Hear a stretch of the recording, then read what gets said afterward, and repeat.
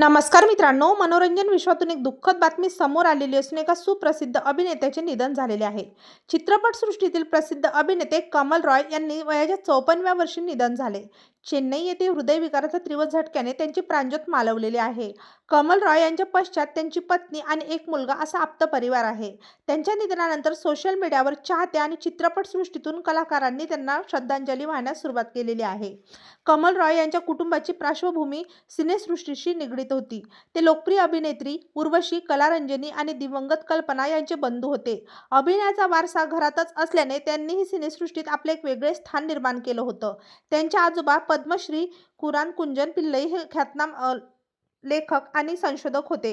कमल रॉय यांनी प्रामुख्याने मल्याळम चित्रपटांमध्ये काम केले. त्यांनी वेगवेगळ्या चित्रपटातून आपली अभिनय क्षमता प्रेक्षकांसमोर मांडली. आपल्या अभिनयाची चुणूक त्यांनी दाखवली होती. ते त्यांच्या गंभीर आणि खलनायकी भूमिकांसाठी ओळखले जात.